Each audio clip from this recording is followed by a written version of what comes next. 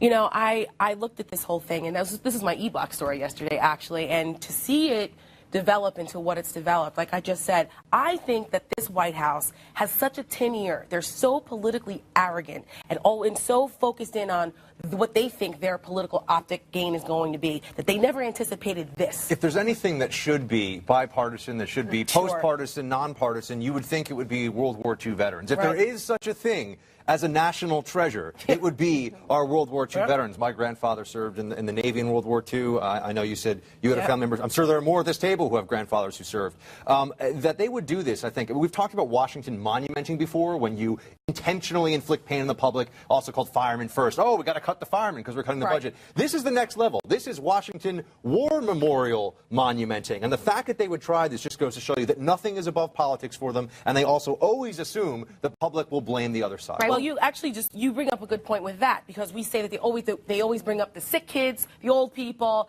they're going to starve. Well, Dana Bash of CNN actually asked Senate Majority Leader Harry Reid today what he would do if the Republicans, because they put forth a bill to open up NIH, to fund NIH, because the Republicans are doing this piecemeal thing, and this is what he had to say.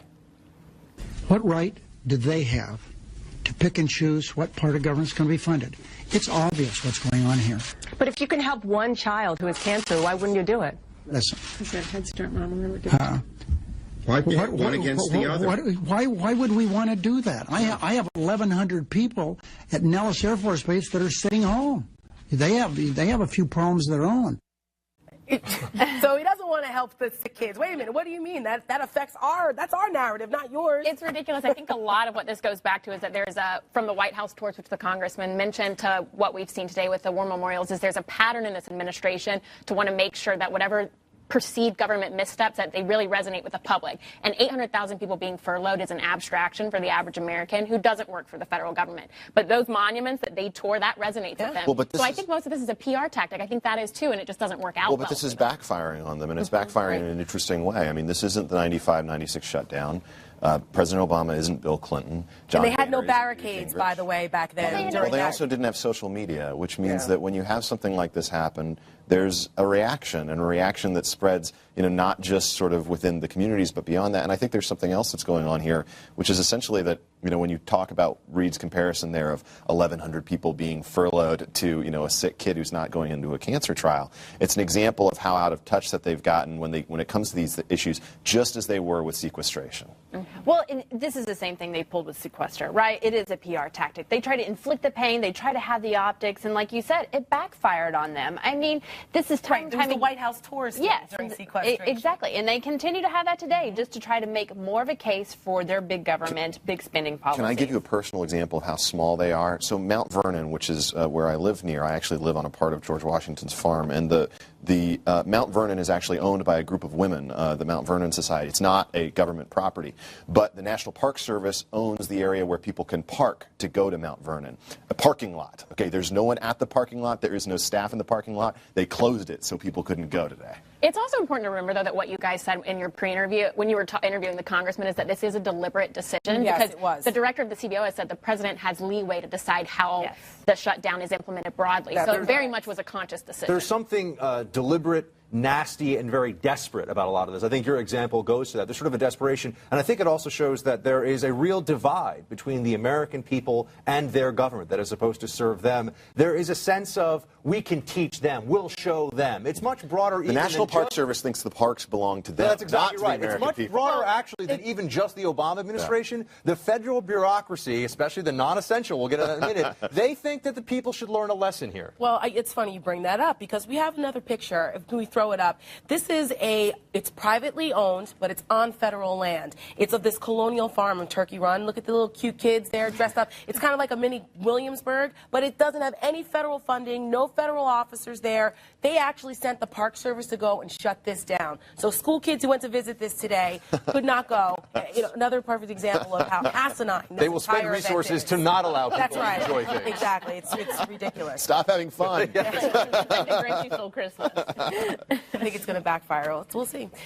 Just this afternoon, the president said that Wall Street should, quote, be concerned. Should it be? Well, Buck tackles that question when we continue our shutdown shenanigan coverage after the break.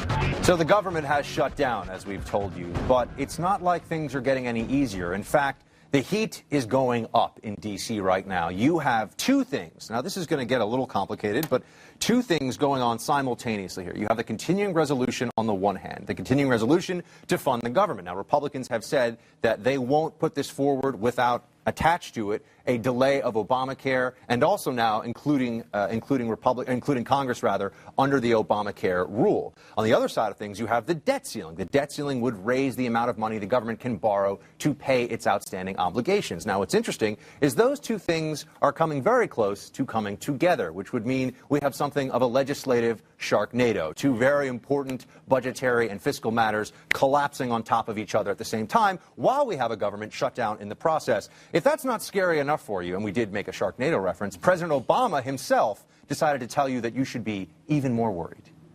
Wall Street's been pretty calm about this. The reaction, I would say, generally speaking, has been Washington fighting, Washington posturing, yada, yada, yada. Yeah. Is that the right way for them to look at it? No, I think this time's different. I think they should be concerned. When you have a situation in which a faction is willing, potentially, to default on U.S. government obligations, then we are in trouble.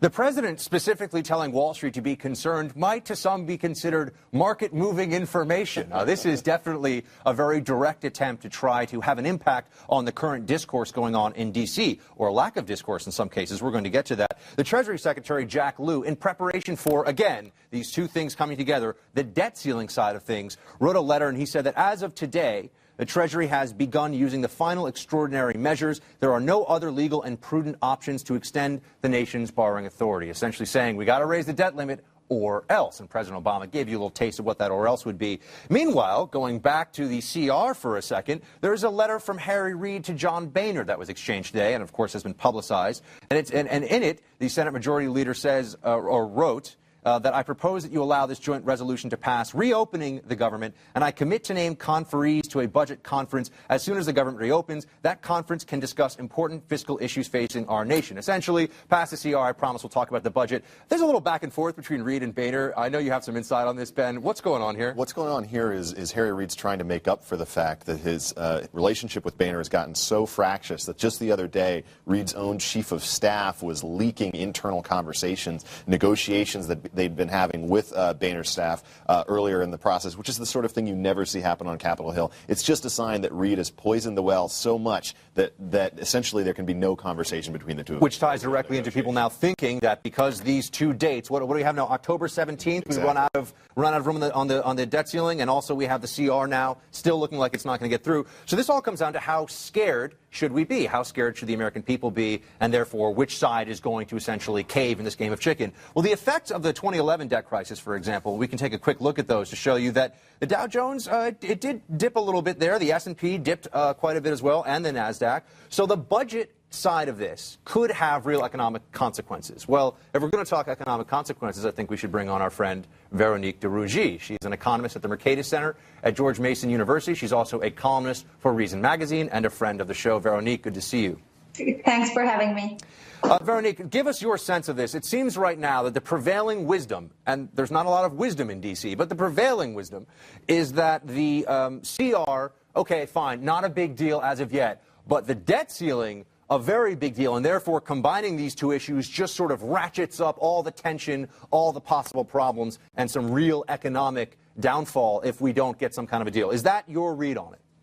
Well, I mean, it is a bigger deal, certainly, than the CR. Like the shutdown, sorry. I mean, the government shutdown in the past has never actually caused that much trouble. But the debt ceiling, could have some bigger effect. At the same time, I suspect that a lot of these effects have already been anticipated and by investors, or at least will be in the next 2-3 weeks. The other thing is, I suspect that it is wise to expect a resolution. But if Wall Street and Americans should be worried about something, is about the fact that these guys on the Hill are going to be finding an agreement, and it's not going to be one that addresses our long-term debt problems. Oh, we're going to get to debt in just a second. I've got some fun charts to show folks at home. But Tara, I know you wanted. I think Ben. I actually wanted to just sort of say I think that it's interesting looking at this conversation. This final countdown letter from Jack Lew, I think, is interesting in the sense that, just as Veronique said, there's none of this conversation about the longer-term process, about the longer-term threats. And so, Veronique, I wanted to throw a question back to you, if I could.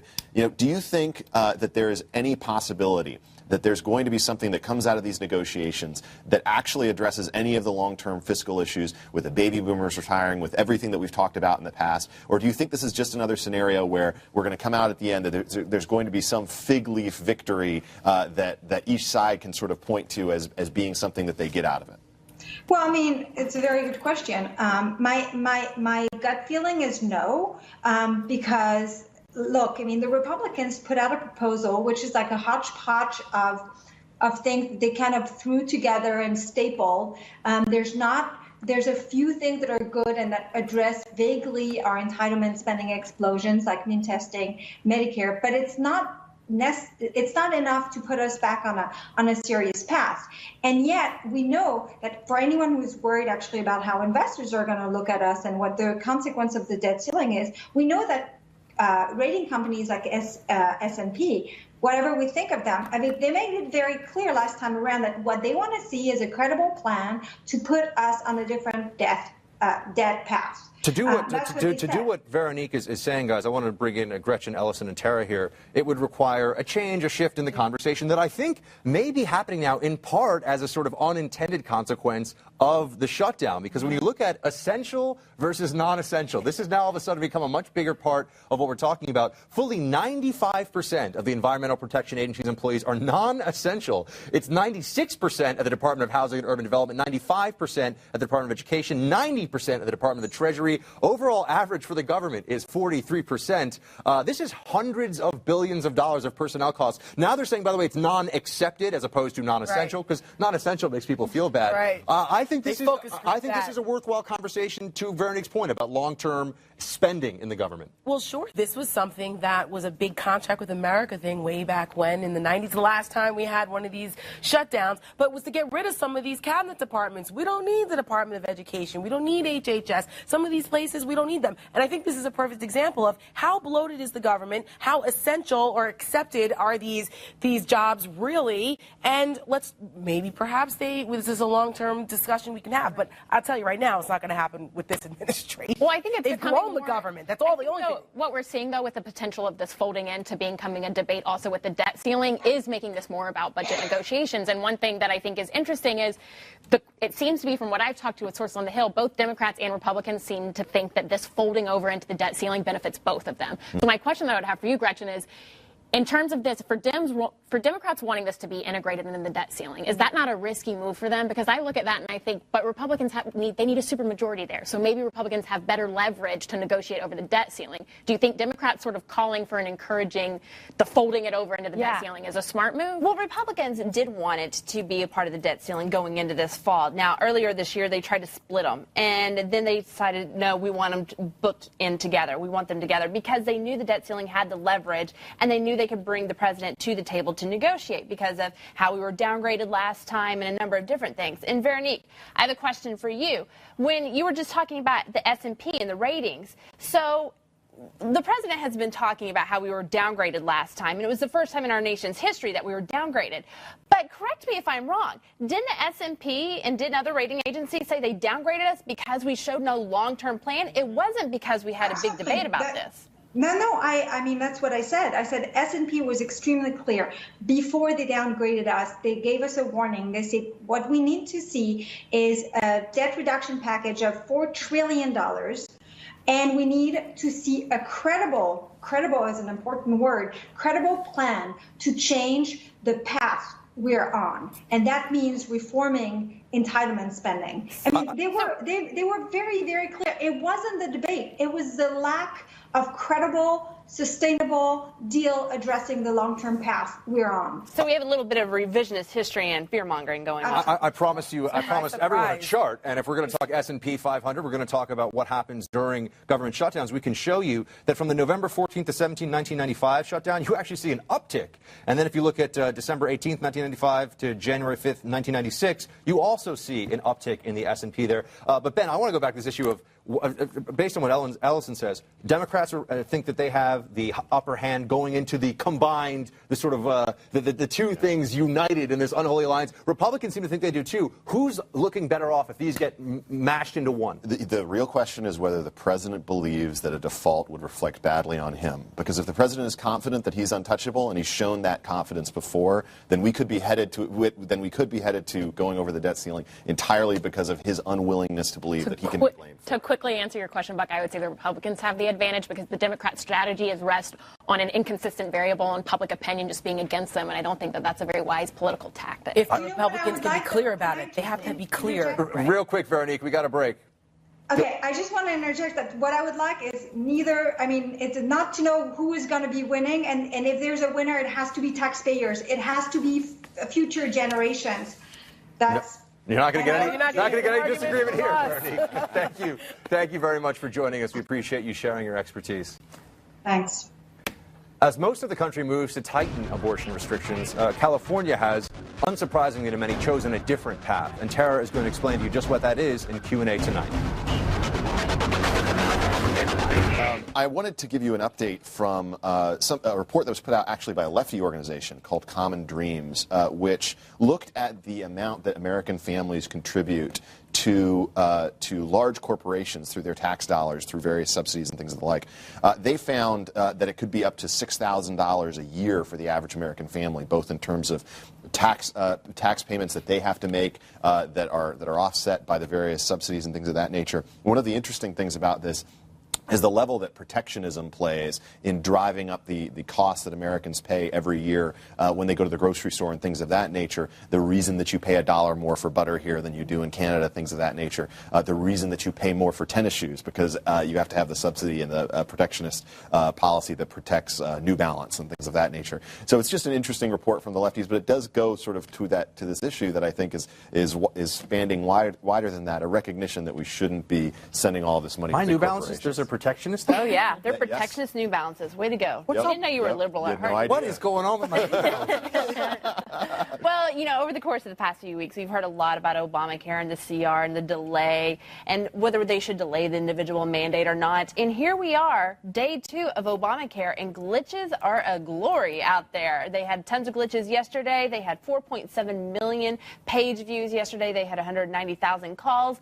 And glitches have kept everyone from getting what they want, this insurance. And here we are, and what does the Obama administration do? When in time of crisis, launch a PR campaign. So, of course, now they're telling us it's going to be fixed within hours, within days, and all at the same time while we're having this big debate about how we're funding, they're launching a $684 million PR campaign to talk about how great Obamacare all is. about the page views. Yeah. That's how we're going to evaluate it. That's how it, ROI, people. Well, and didn't you hear Harry Reid? Google's computers went down when they first launched. It served Harry Reid. In Florida, there's an 8-year-old boy who was suspended from his school for making a gun with his finger. He was playing cops and robbers when he made the gesture, and his mom said didn't threaten violence. He didn't have anything other than just his hands. But the school said it violates their invisible weapons policy. They have a rule against invisible weapons. So problem number 1, this is not an invisible weapon, and I don't know how they define invisible at that school, but this is just called a handgun. 1. 2, this is just absurd. They suspended an 8-year-old for 1 day, and now the mother's worried that maybe there actually will be legal ramifications. There is a Saturday Night Live skit in this somewhere. It's ridiculous. It's so invisible guns. Call it from now. It knows no bounds. It doesn't. Well, speaking of being ridiculous, back to California. San Francisco, our favorite California city for misfit stories. They have decided, the San Francisco Board of Supervisors has decided to curb their partnership with U.S. immigration authorities to basically deport illegal aliens faster. There's a program called the Secure Communities Partnership that was started by the feds and local governments. And what they do is they allow they repay communities for detaining illegal aliens for a certain amount of time before ICE can get all their paperwork together and get them out of here. Well, San Francisco's decided that they're not going to participate in this anymore, which means more illegal alien criminals. Now, it's supposed to be violent criminals are supposed to be, we're going to keep them. But tell that to the family in San Francisco a couple of years ago, the wife who lost her 2 sons and her husband to an illegal alien gang member that San Francisco did not deport. Anyway, that's it for us. And thanks to Gretchen Hamel, Executive Director of Public Notice, for joining us tonight at the table. We'll see you again tomorrow for more real news. Andrew Wilkow is up next. Good night.